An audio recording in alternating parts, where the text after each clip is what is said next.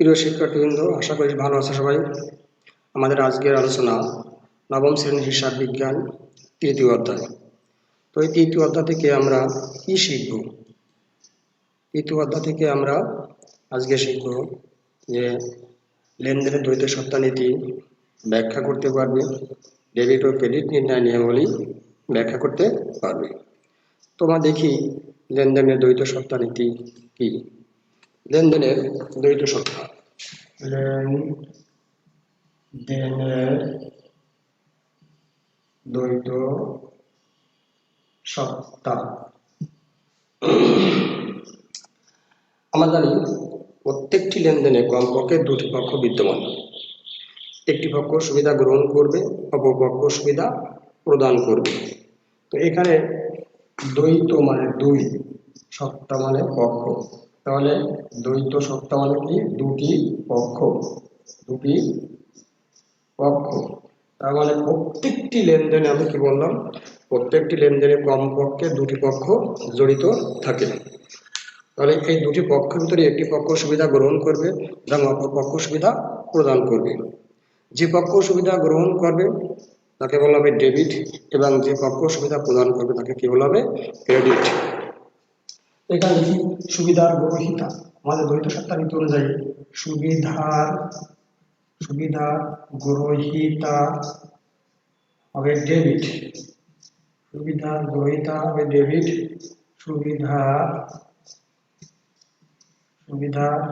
দাতা হবে কি?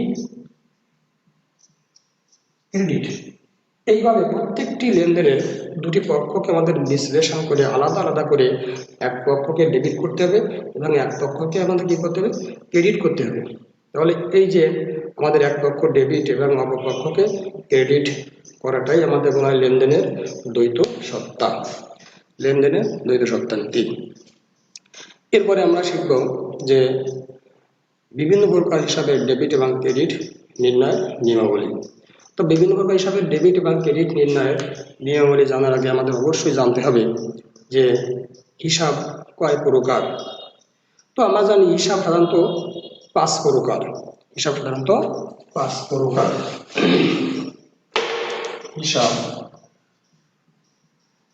হিসাব সাধারণত 5 প্রকার। দেখি এবার দেখি 1 নম্বরে সম্পদ হিসাব, সম্পদ হিসাব। 2 নম্বরে দায় হিসাব। 3 নম্বরে মালিকানা সত্ত্ব হিসাব, মালিকানা সত্ত্ব হিসাব। 4 নম্বরে আয় হিসাব। 5 নম্বরে ব্যয় হিসাব, তাহলে আমরা জানলাম যে হিসাব সাধারণত কয় প্রকার? 5 প্রকার। সম্পদ হিসাব, দায় হিসাব, মালিকানা সত্ত্ব হিসাব, আয় হিসাব এবং ব্যয় হিসাব। তো এই হিসাব ডেবিট এবং ক্রেডিট নির্ণয় করার আগে ছোট্ট করে একটু বলে রাখি যে আমরা সাধারণত কোনো প্রতিষ্ঠানে যখন আমরা হিসাব করি তখন কোনো ব্যক্তি বা কোনো প্রতিষ্ঠানের নামে কোনো হিসাব লেখা হয় না। ওই প্রতিষ্ঠানে এই যে নামগুলো আমরা লিখছি, সম্পদ, দায়, মালিকানা সত্ত্ব, আয় ও ব্যয়, এই যে লেনদেনগুলো হবে সেই ব্যক্তি হোক আর প্রতিষ্ঠানের হোক, এই যে লেনদেনগুলো হবে আমাদের এই লেনদেনগুলো আমাদের প্রত্যেকটি লেনদেন থেকে এই নামগুলো বাছাই করে আমাদের সেই নামের হিসাব করতে হবে। সেই নামগুলো বাছাই করে সেই নামের হিসাব করতে হবে। প্রত্যেকটি লেনদেনে হয় সম্পদ থাকবে, নাই দায় থাকবে, নাই মালিকানা সত্ত্ব থাকবে, নাই আয়, নাহলে ব্যয়। আমাদের ওই লেনদেন থেকে দ্বৈত সত্তা নীতি অনুসারে আমাদের দুটি পক্ষকে বাছাই করতে হবে। সেই দুটি পক্ষকে বাছাই করে আমাদের ডেবিট এবং ক্রেডিট নির্ণয় করতে হবে। তো আমরা এখন দেখি সম্পদ হিসাবের ডেবিট এবং ক্রেডিট নির্ণয়। আমাদের সম্পদ হিসাবের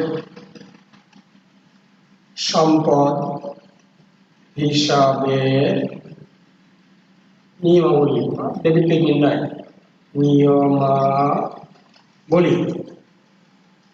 এখানে সম্পদ যদি বৃদ্ধি পায়, সম্পদ বৃদ্ধি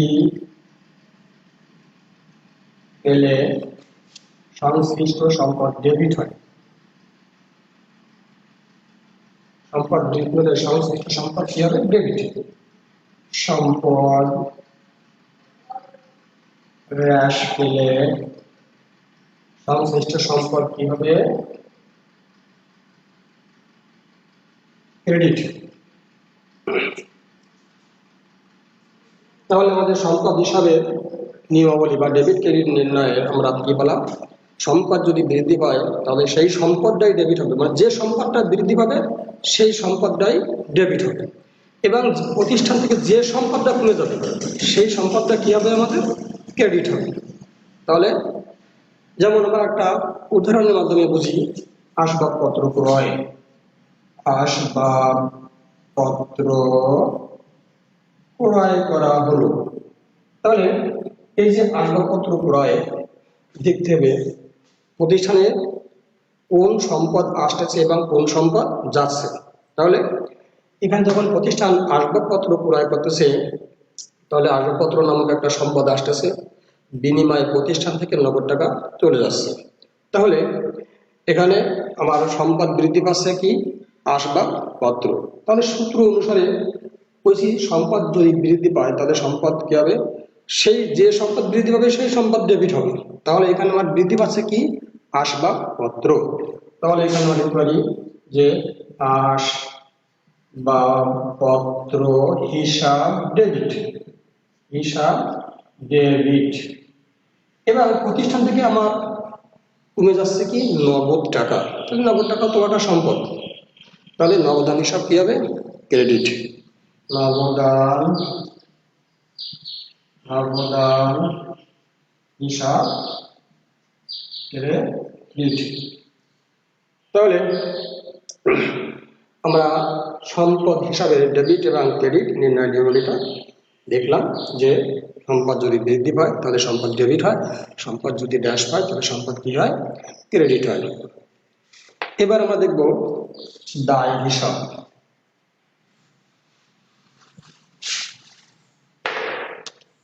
দায় হিসাবে নিয়মাবলী। দায় যদি বৃদ্ধি পায়, দায়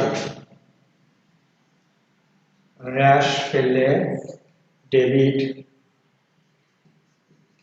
দায় বৃদ্ধি পেলে ক্রেডিট। তাহলে একটু উদাহরণ মাধ্যমে আমরা বোঝার চেষ্টা করি। যেমন 1 নম্বর উদাহরণ, ব্যাংক থেকে ঋণ নেওয়া হলো। ব্যাংক থেকে ঋণ নেওয়া হলো। এই লেনদেনে আমাদের দুটি পক্ষ আছে।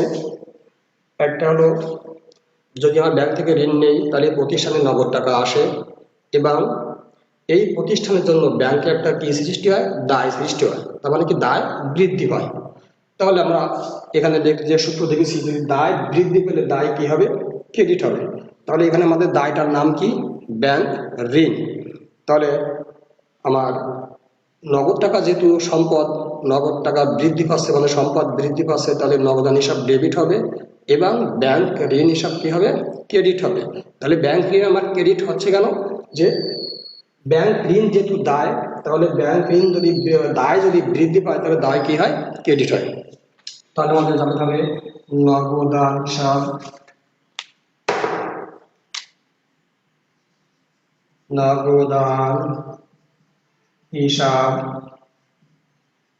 ডেবিট, ব্যাংক ঋণ হিসাব ক্রেডিট। আর একটু বুঝি আমরা, যেহেতু ব্যাংক থেকে আমরা ঋণ নিচ্ছি তাহলে প্রতিষ্ঠানে নগদ টাকা আসতেছে, আর নগদান কি? আমাদের সম্পদ হিসাব। তাহলে সম্পদ বৃদ্ধি পাচ্ছে এই জন্য নগদান হিসাব কি আছে? ডেবিট হয়েছে। এবং ব্যাংক থেকে যেহেতু প্রতিষ্ঠান ঋণ নিচ্ছে তাহলে এই প্রতিষ্ঠানের জন্য ব্যাংকে একটি দায় বেড়ে যাচ্ছে, তার মানে দায় বৃদ্ধি পাচ্ছে। তাহলে দায় যদি বৃদ্ধি পায় তাহলে দায় কি হয়? ক্রেডিট হয়। তাহলে এখানে ব্যাংক ঋণ হিসাব হবে কি? ক্রেডিট। আমরা আর একটু বুঝি,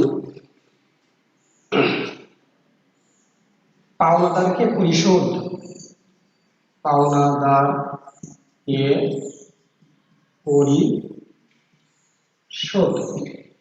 এবার বুঝতে হবে যে আমরা কারো কাছ থেকে বাকিতে মাল ক্রয় করেছিলাম বা কেউ আমাদের কাছে টাকা পেত, সেই টাকাটা এখন আমরা কি করতেছি? পরিশোধ করে দিচ্ছি। যেহেতু আমরা বাকিতে ক্রয় করেছিলাম তার মানে কি আমরা তার কাছে দায় ছিলাম, কিন্তু এখন টাকাটা আমরা পরিশোধ করে দিচ্ছি, তাহলে আমাদের কি দায় কমতেছে না বাড়তেছে? নিশ্চয়ই দায় কমতেছে। তাহলে দায় কি আছে? হ্রাস পাচ্ছে। তাহলে দায় যে হ্রাস পাচ্ছে, ওই হ্রাস পাওয়ার নামটা কি? ওই দায়টার নাম আছে কি? পাওনা দায়। তাহলে আমাদের দায় যদি হ্রাস পায় তাহলে দায় কি হবে? ডেবিট হবে। তাহলে এখানে আমাদের দায়টার নাম আছে পাওনা দায়। তাহলে এখানে আমরা লিখবো পাওনাদার হিসাব ডেবিট, পাওনাদার হিসাব ডেবিট। আর প্রতিষ্ঠান থেকে চলে যাচ্ছে কি? নগদ টাকা। তাহলে নগদ টাকা কি আমার? সম্পদ হিসাব। তাহলে সম্পদ এখানে কি হচ্ছে? হ্রাস পাচ্ছে। তাহলে সম্পদ যদি কমে যায় বা হ্রাস পায় তাহলে সম্পদ কি হয়? ক্রেডিট হয়। তাহলে নগদান হিসাব কি হবে? ক্রেডিট। নগদান হিসাব ক্রেডিট। তাহলে আমরা দুটি উদাহরণের মাধ্যমে দেখলাম যে দায় বৃদ্ধি এবং দায় হ্রাস। এবার আমরা দেখব মালিকানা সত্ত্ব হিসাব। মালিকানা সত্ত্বের আরেকটা আছে মূলধন। মালিকানা সত্ত্ব হিসাব। মালিকানা সত্ত্ব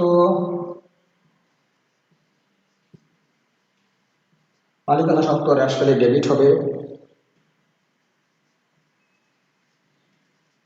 মালিকানা সত্ত্ব বৃদ্ধি পেলে কি হবে? ক্রেডিট হবে।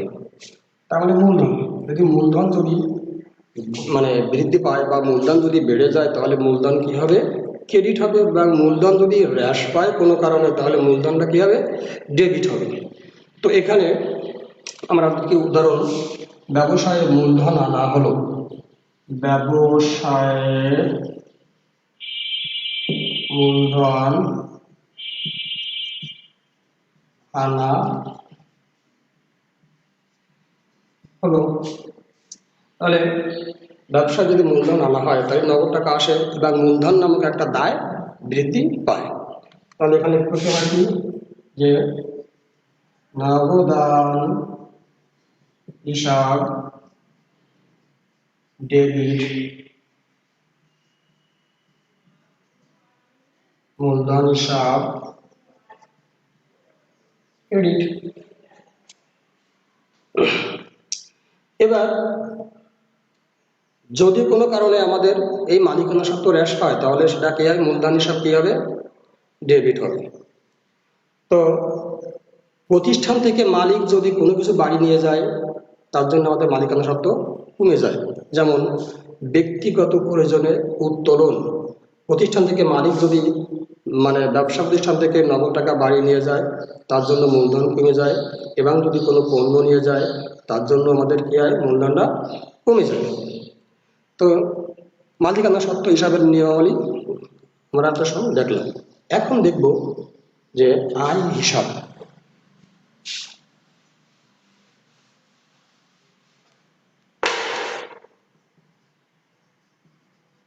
আয় হিসাবের নিয়মাবলী। আয় যদি হ্রাস পায় তাহলে ডেবিট হয়। আয় যদি বৃদ্ধি পায় তাহলে কি হবে? ক্রেডিট হবে। তাহলে আমরা এখানে করি যে নগদে পণ্য বিক্রয়। আমরা জানি যে এই বিক্রয়টাই হলো ব্যবসা প্রতিষ্ঠানের মূল আয়ের উৎস। পণ্য ক্রয় বিক্রয়কারী প্রতিষ্ঠানের মূল আয়ের উৎস হলো কি? বিক্রয়। তাহলে বিক্রয় করলে আমাদের কি হয়? আয় হয়। তাহলে আমরা কি বাঁচলাম? পণ্য বিক্রি করলাম। তাহলে পণ্য বিক্রি করলে প্রতিষ্ঠানে নগদ টাকা আসলো এবং বিক্রয় নামক একটি আয় বৃদ্ধি পেল। তাহলে যেহেতু প্রতিষ্ঠানে নগদ টাকা আসতেছে, তাহলে নগদান হিসাব ডেবিট হবে আর বিক্রয় হিসাব কি হবে? ক্রেডিট হবে। কারণ নগদ টাকা যেহেতু আসতেছে, তাহলে সম্পদ বৃদ্ধি পাচ্ছে এবং বিক্রয় নামক একটি আয় বৃদ্ধি পাচ্ছে। তাহলে আমরা এখানে সূত্র লিখেছি যে আয় যদি বৃদ্ধি পায় তাহলে কি হবে? ক্রেডিট হবে। তাহলে লিখব এখানে ডেবিট ক্রেডিট করবো যে নগদান হিসাব ডেবিট বিক্রয় হিসাব ক্রেডিট। তাহলে আয় হিসাবের নিয়মে কি দেখলাম আমরা? যে যদি আয় হ্রাস পায় তাহলে ডেবিট হবে এবং আয় যদি বৃদ্ধি পায় তাহলে আয় কি হবে? ক্রেডিট হবে। তাহলে এই যে লেনদেন, তাহলে আমি লেনদেন এখানে লিখলাম যে নগদে পণ্য বিক্রয়। তাহলে এই লেনদেনের আমাদের দ্বৈত সপ্তাহ নিত্যের সঙ্গে নগদ টাকা ব্যবসা বৃদ্ধি পাচ্ছে এবং বিক্রয় নামক একটি আয় বৃদ্ধি পাচ্ছে। তাহলে নগদান হিসাব ডেবিট এবং বিক্রয় হিসাব ক্রেডিট। এবার যাই আমরা 5 নম্বর নিয়মটা দেখব। 5 নম্বরে ছিল আমাদের ব্যয় হিসাব। ব্যয় বৃদ্ধি পেলে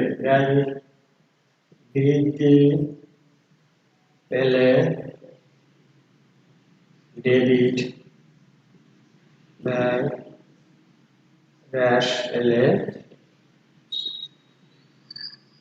ক্রেডিট। তো আমি প্রথমে একটু বলছিলাম যে আয় এবং ব্যয় এর ক্ষেত্রে যদি কোনো ব্যক্তির নাম বা কোনো প্রতিষ্ঠানের নাম যদি উল্লেখ থাকে, তাহলে আমরা ওই ব্যক্তির নাম বা প্রতিষ্ঠানের নাম আমরা কি করবো না? হিসাবভুক্ত করবো না। আমরা সংশ্লিষ্ট আয় এবং সংশ্লিষ্ট ব্যয়ের নামে আমরা হিসাব করব। তো দেখি এখানে কর্মচারীদের বেতন প্রদান, কর্মচারীদের বেতন প্রদান।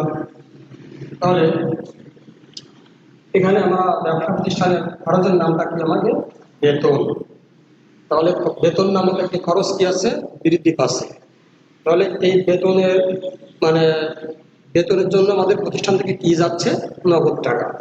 তাহলে বেতন নামক একটা খরচ বৃদ্ধি পাচ্ছে, তাহলে বেতন হিসাব ডেবিট এবং প্রতিষ্ঠান থেকে নগদ টাকা হ্রাস পাচ্ছে, আমাদের সম্পদ কমে যাচ্ছে, এই জন্য নগদান হিসাব ক্রেডিট। তাহলে বেতন হিসাব ডেবিট, নগদান হিসাব